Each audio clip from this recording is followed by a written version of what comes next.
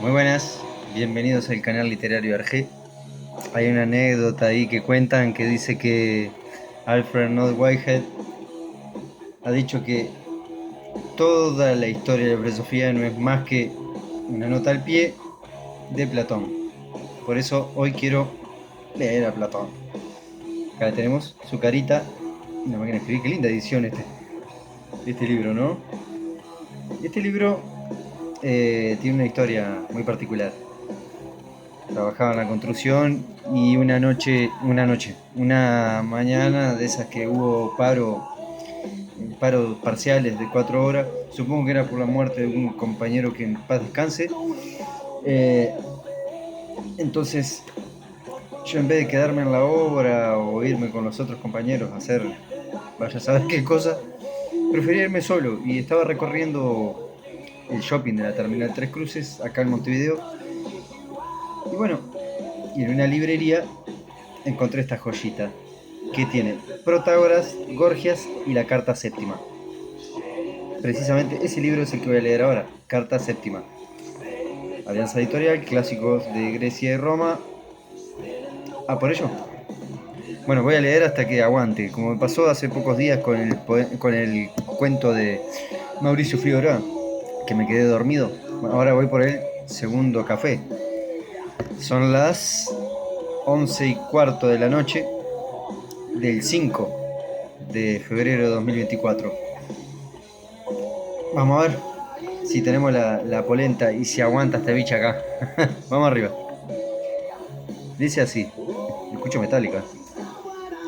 Es la radio, vamos a ver. Así que cuando aparezca publicidad o algo, voy a intentar seguir, aunque me interrumpa un poco. Platón. A los familiares y amigos de Dion, con los mejores deseos. Me escribiste que debo considerar que vuestras intenciones son también las mismas que las que tenía Dion, y aún más. Me animabais a colaborar con palabra y obra en la medida de mis posibilidades. Si tenéis la misma opinión y anhelos que este, yo consiento en colaborar. En caso contrario, me lo habré de pensar muchas veces. Yo podría hablar de cuál era su intención y sus anhelos, no haciendo conjeturas aproximadas, sino sabiéndolo con certeza. En efecto, cuando yo llegué por primera vez a Siracusa, casi con 40 años, Dion tenía la misma edad que ahora Hiparino, y la opinión que tenía entonces la mantuvo también durante toda su vida. Creía que los siracusanos debían ser libres y regirse según sus mejores leyes. De ahí que no es extraño que el que algún dios haya hecho concordar a este con la misma opinión que aquel sobre los asuntos políticos. Merece la pena que jóvenes, y los no tan jóvenes, puedan escuchar la manera en que se originó esta, y voy a intentar exponerla desde el principio, pues es un buen momento por las circunstancias actuales. Y no me importa lo que YouTube me ponga esos carteles de advertencia, derechos de autor, no. Si quiere que lo bajen el video, que hagan lo que quieran. ¿Tá? Voy a leer a Platón acá. La carta séptima hasta que aguante. Por Dios, esta es la vida. La vida y la literatura. Vamos. Bueno, ¿dónde me quedé? Cuando yo era joven, me pasó lo mismo que a muchos otros, que estaba deseando tan pronto como fuera dueño de mis actos, ocuparme de inmediato de los asuntos políticos de la comunidad. Asimismo, nos sobrevinieron grandes acontecimientos de carácter político, ya que al ser muy criticado el régimen de entonces, se produjo una revolución. Y al frente de este cambio se pusieron 51 hombres en calidad de magistrados, 11 en la ciudad, 10 en el Pireo, todos los cuales estaban encargados del mercado de la cuenta administración municipal se requiriese. Los otros 30 magistrados se pusieron al frente con plenos poderes. Y resulta que precisamente algunos de estos eran familiares y conocidos míos. Y aún más, muy pronto me convocaron para asuntos que a juicio era de mi conveniencia. Y por causa de mi juventud no es de extrañar lo que me pasó. En efecto, creía que estos iban a administrar la ciudad llevándola de un estado injusto hacia la vía justa. De modo que puse toda mi atención a lo que habrían de realizar. Y lo que vi es que estos hombres hicieron en poco tiempo que el régimen anterior pareciera de oro. Así, entre otras cosas, mandaron a mi querido y viejo amigo Sócrates, de quien no tendría ningún reparo en afirmar que era el hombre más justo de los de entonces, junto con otros, en busca de un ciudadano para que los condujera por la fuerza a ser ejecutado, aunque el fin era que participaran en los asuntos de ellos, quisiéralo o no. Qué bien contado. Es Platón. Aquellos que están acostumbrados a escucharlo en diálogo, verlo así, la carta séptima maravillosa. Él no hizo caso y se puso a sufrir toda clase de peligros antes que hacerse colaborador en las impías obras de estos.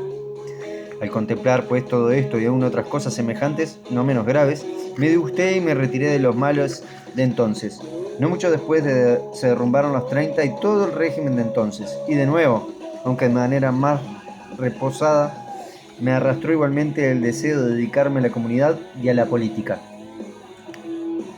En aquellos tiempos revueltos también había, desde luego, muchos sucesos que producirían disgusto, y no es algo extraño que durante la revolución se produjesen enormes actos de venganza contra algunos enemigos.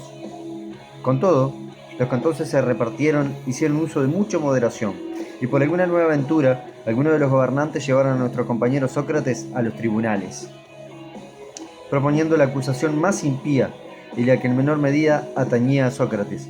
Unos lo hicieron comparecer por ateísmo, o sea, que no creía en Dios, y otros votaron en contra de él e hicieron ejecutar a aquel que antes no quiso tomar parte en el impío aprisionamiento este que era amigo de los que entonces estaban exiliados, cuando ellos mismos padecían el exilio.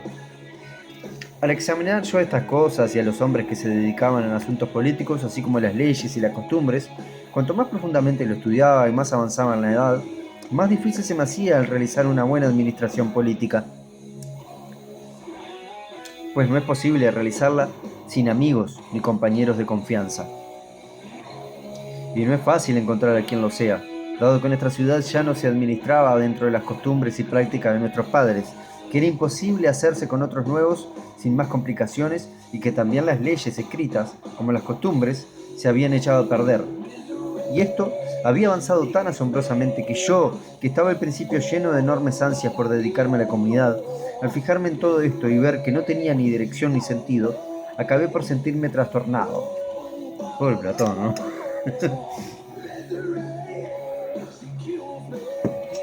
Bueno, a ver. Sin embargo, no dejaba de reflexionar cómo podrían hacerse mejores estas cosas, y desde luego también en todo lo referente a la gobernación. Y estuve guardando constantemente el momento propicio para actuar, aunque acabé por darme cuenta de que todas las ciudades actuales están mal gobernadas en su totalidad, pues su legislación no tiene prácticamente remedio a no ser que se hagan unos arreglos excepcionales y se añada algo de suerte. Me vi obligado a afirmar, en elogio a la recta filosofía, que a partir de ella es posible percibir todo lo justo en los asuntos públicos y en los privados. En consecuencia, no se acabarán los males del género humano hasta que la clase de los filósofos rectos de verdad no llegue al poder político o hasta que por alguna aventura divina la clase de los que gobiernan las ciudades se ponga a filosofar. Bueno, yo creo que tenemos algunos ejemplos.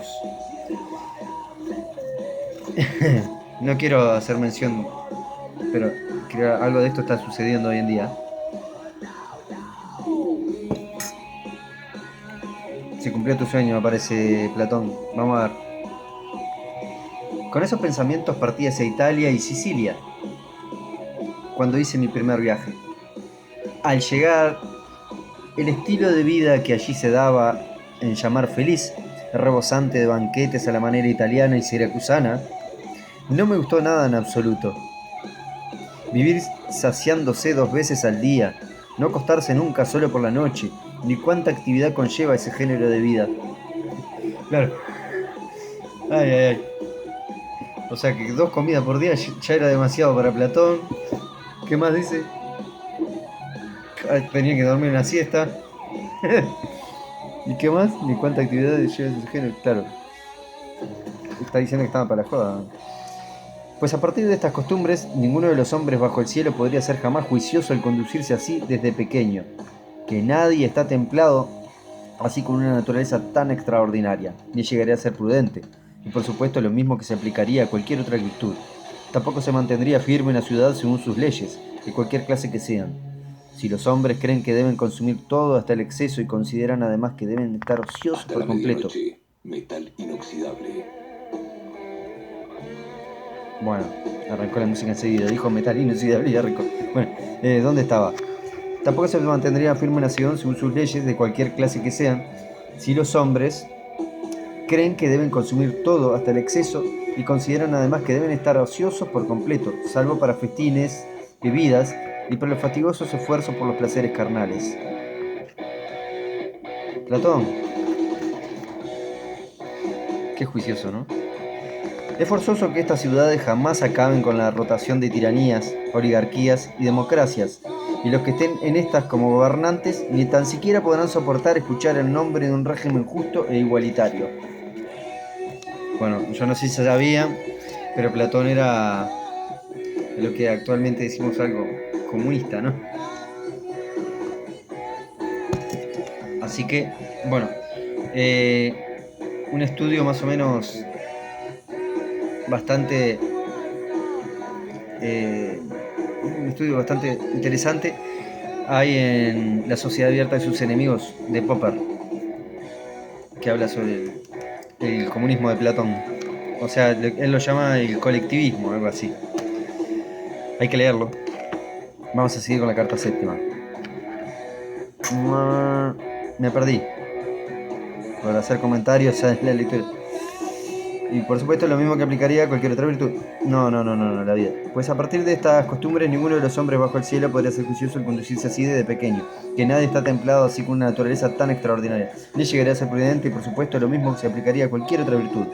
Tampoco se mantendría firme en la ciudad según sus leyes, de cualquier clase que sean, si los hombres creen que deben consumir todo hasta el exceso, bla bla bla. Es forzoso que estas ciudades jamás acaben con la rotación de tiranieta. Estoy perdido. Así que además de lo que antes, esto era lo que tenía en el pensamiento cuando viajaba hacia Siracusa. Tal vez fuera una casualidad, aunque ya entonces parecía que se estaba cuajando, tramando por alguna fuerza superior el principio de los sucesos acaecidos por el momento a Dion y a Siracusa. Y es de temer que todavía sean aún mayores y ahora, que os aconsejo por segunda vez, no me hacéis caso. ¿Y hasta qué punto puede decir que el principio de todo fue precisamente esa llegada mía a Siracusa? Al tener trato con el entonces joven Dion, dándole a conocer mediante mis razonamientos lo que me parecía mejor para los hombres y aconsejándole que lo llevara a cabo, es muy posible que yo ignorara que inconscientemente estaba tramando de algún modo la posterior disolución de la tiranía.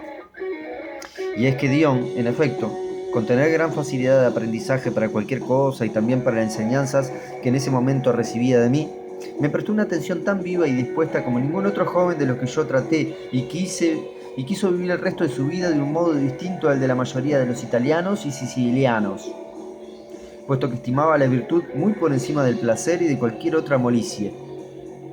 De ahí que vivió de una manera que se hacía cada vez más más odiosa para aquellos que acomodaban su vida a la regla de la tiranía, hasta que llegó la muerte de Dionisio.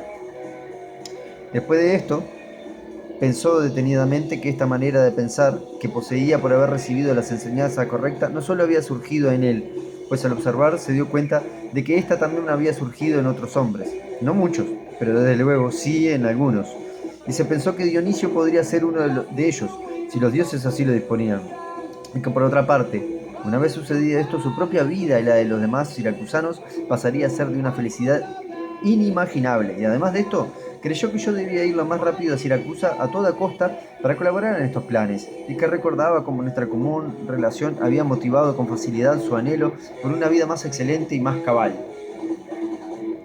Y desde luego, si esto se había propuesto, en ese momento se lograba con Dionisio, tenía grandes esperanzas de proporcionar en todo el país una vida francamente feliz, sin asesinatos, muertes y sin ninguno de los males ahora presentes.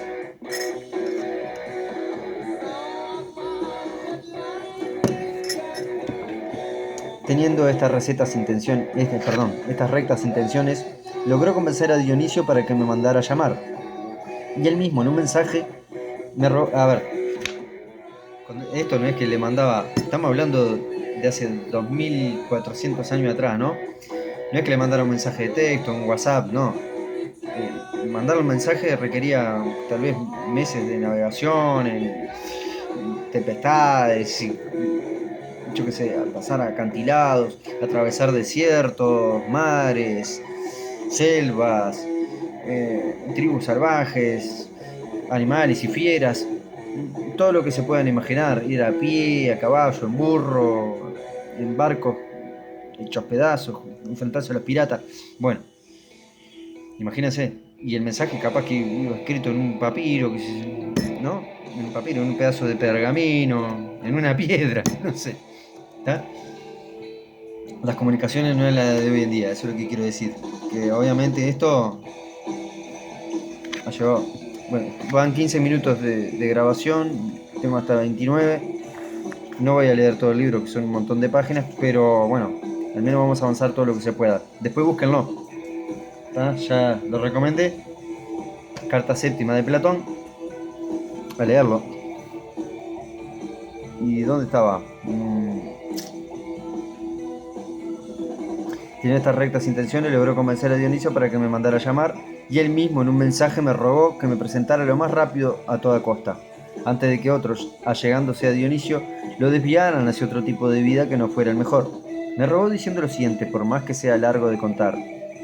¿Qué mejor momento que este habremos de aguardar, cuando este se nos ha presentado por alguna aventura divina? Me explicaba la enorme fuerza de Italia y Sicilia y su poder sobre este, y me hablaba de la juventud, de las enormes ansias que tenía Dionisio por la filosofía y la educación. Añadía además que los sobrinos y parientes de este eran muy propensos hacia el modo de vida y doctrinas que yo venía predicando, y que eran los más adecuados para intentar influir en el conjunto sobre Dionisio, de modo que ahora, más que nunca, se da toda la esperanza de poder lograr que filósofos y gobernantes de grandes ciudades sean las mismas personas.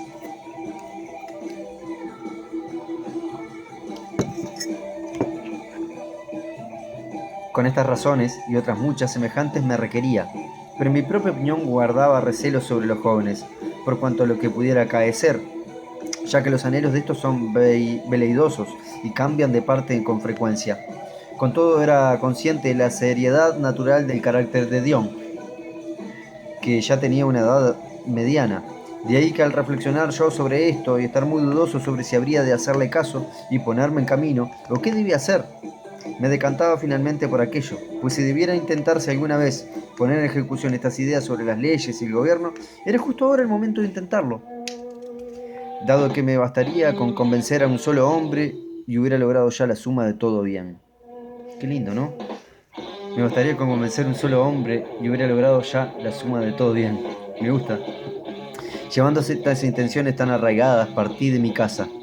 No por lo que algunos creían, sino por una enorme vergüenza propia.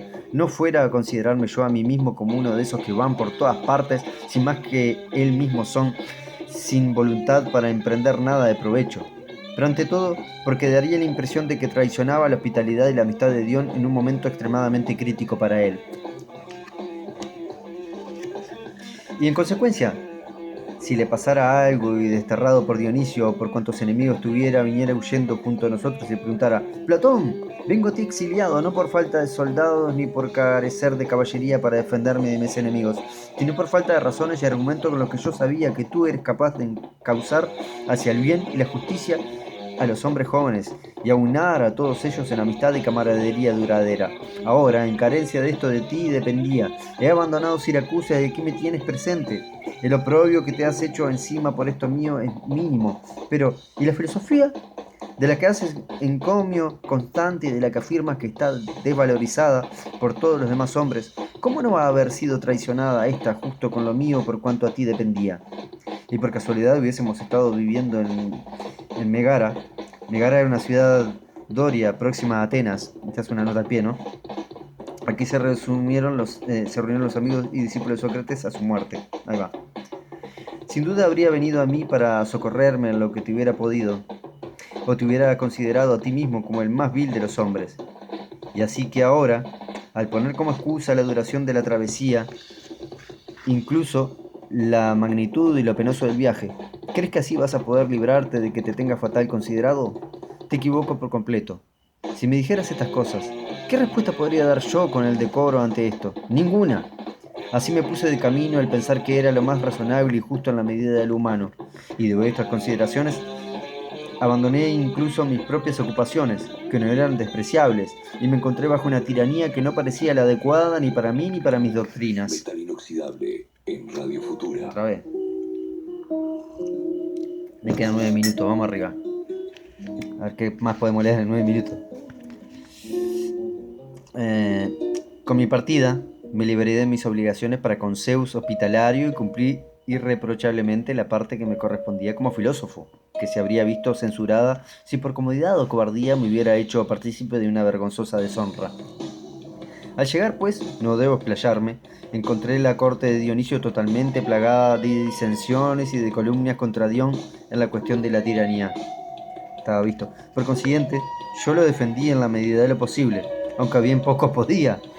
Y aproximadamente unos 3 meses después, Dionisio acusó a Dion de conspirar contra la tiranía. Le hizo subir a un bote y le expulsó sin honra. Entonces, después de esto, todos los amigos de Dion temíamos que acusara y castigara a alguno más como cómplice de la conspiración de Dion. También circuló sobre mí en Siracusa que yo estaba muerto a instancia de Dionisio, al pensar que yo era el causante de todo lo que en este momento había sucedido.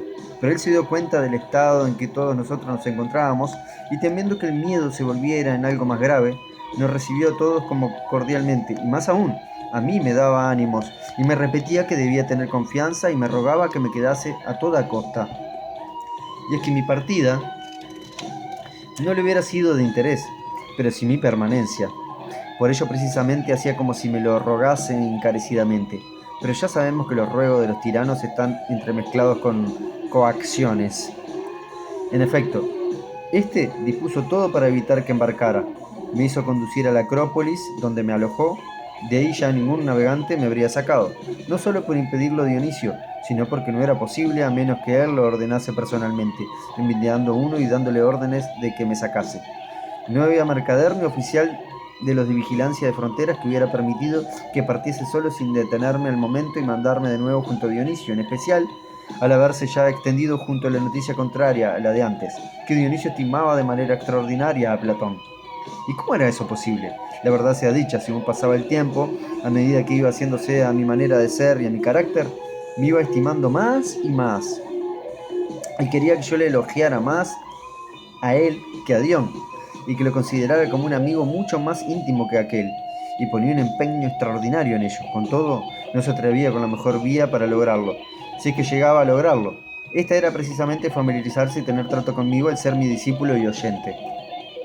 Pero temía lo que decían los calumniadores de que en algún momento se vería maniatado y que todo esto era precisamente obra de Dion. Está precioso este libro. Me quedan 4 minutos. 6, perdón. Vamos a ver. Yo aguantaba todo, fiel a aquella primera intención que me había traído aquí, por si tal vez se decidía a encaminar sus anhelos hacia la vida filosófica. Pero le ganaba su resistencia. Esto es todo lo que sucedió la primera vez que me trasladé a Sicilia y que estuve residiendo allí. Poco después me volví a marchar, pero regresé de nuevo al ser llamado con toda insistencia por Dionisio. Sobre la plausibilidad y justificación de los motivos por los que obré así, lo que hice voy a tratar más tarde, para responder a los que me preguntaron con qué intención volví por segunda vez. Pero antes de nada, voy a aconsejaros sobre lo que se debe hacer a partir de los sucesos actuales para que lo secundario de la narración no acabe siendo lo fundamental.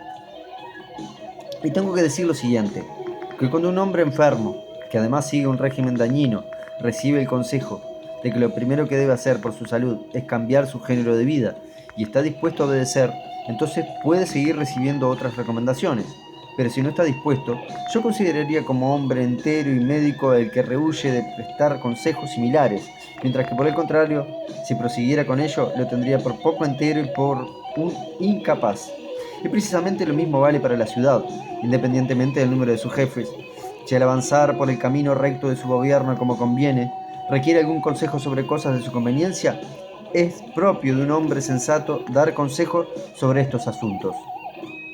Pero si andan completamente fuera de lo que es un gobierno correcto y no están dispuestos en modo alguno a seguir este ideal, sino que advierten a su consejero que deje estar el gobierno y no lo toque, so pena de muerte, y le ordenan que les aconseje servir por siempre a sus voluntades y caprichos del modo más fácil y rápido, yo tendría al que aguantara tales consejos por un hombre poco entero, pues entero sería si no los aguantara. Esta es la manera de pensar que tengo, y cuando alguien me pide consejos respecto de algo muy importante sobre su propia vida, como por ejemplo la adquisición de bienes o el cuidado del cuerpo o del alma, si me parece que vive día a día conforme a ciertos principios, o si al ser aconsejado está dispuesto a obedecer en lo que se le dictamine, entonces le aconsejo de grado, y no me limito a cumplir el ritual por forma. Pero si no me pide consejo en absoluto, o está claro que al darle consejo no va a obedecer de ningún modo, entonces yo no voy a ir por propia iniciativa hacia esa persona para darle consejo, ni le iba a coaccionar, aunque fuera un hijo mío. A mi esclavo le daría consejos, si no los quisiera, pues le coaccionaría. Pero no considero honroso coaccionar a un padre o a una madre, a no ser que padezcan una enfermedad mental, y en el caso de que llevasen un género de vida que a ellos les place, pero a mí no. No hay que hacerse odioso inútilmente con reproches ni, por supuesto, con adulaciones serviles, con el fin de facilitarle la saciedad de caprichos en cuya búsqueda no querría yo pasar mi vida. 3 minutos. Y con respecto a la ciudad, esta es precisamente la manera de pensar con la que debe vivir el prudente. Si le parece que no está gobernado bien, lo dirá, siempre que no vaya a hablar vanamente ni que al hablar se vea condenado a muerte. Pero no aplicará violencia a su patria para subvertir el régimen cuando no es posible que surja uno mejor, si no es con destierros y asesinatos. Antes bien, habrá de mantener la calma, rogando por su propio bien y por el de su ciudad. Ya estoy cansado, me tranco constantemente. Quedan 2 minutos de grabación.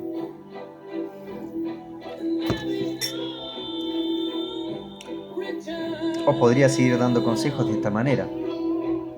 Y así se los di a Dionisio en acuerdo con Dion, que ante todo viviera día a día de modo que llegara a ser dueño de sí al máximo, y se hiciera amigos y compañeros de confianza, para que no le sucediera como a su padre, que tras apoderarse de muchas ciudades grandes de Sicilia, que había sido destruidas por los bárbaros, al formar gobierno no fue capaz de colocar en ellas a partidarios de confianza ni a extranjeros, aunque vinieran de cualquier lugar, ni a sus hermanos que eran menores que él, y que él mismo les había criado desde pequeños, y a la que convirtió de simples particulares en gobernantes y de pobres en inmensamente ricos. No fue capaz de lograr que ninguno de ellos colaborase en las tareas del gobierno, y no le valieron ni la presunción, ni la instrucción, ni los regalos, ni los lazos familiares. En ese sentido, resultó ser 7 veces inferior a Darío, que no confió en sus hermanos ni en los que él había criado, sino exclusivamente en los que habían colaborado con él en la subyugación del eunuco Medo. Dividió el reino en 7 partes, cada una de ellas mayor que toda Sicilia. Se valió de colaboradores de confianza que ni le atacaban a él ni se atacaban entre sí, y dio una lección de cómo debe ser un buen legislador y rey. Último minuto. Pues con leyes que promulgó ha logrado conservar hasta el día de hoy el imperio persa. A esto puede añadirse también el caso de los atenienses, que no colonizaron las muchas ciudades griegas invadidas por los bárbaros, sino que se apoderaron de ellas, incluidos sus habitantes, pero aún así mantuvieron su poder durante 70 años porque disponían de hombres proclives a ello en cada una de estas ciudades. En cambio, Dionisio habría reunido toda Sicilia en una sola ciudad, pues de puro sabio que era, no confiaba en nadie. A duras penas lo pudo mantener así, ya que estaba escaso de amigos y de personas de confianza. Y no hay mayor muestra de la virtud o maldad de un hombre que estar desprovisto o no de tales personas. Bueno, se me termina el tiempo. Que lo disfruten. Lean la carta séptima de Platón. Hasta la próxima.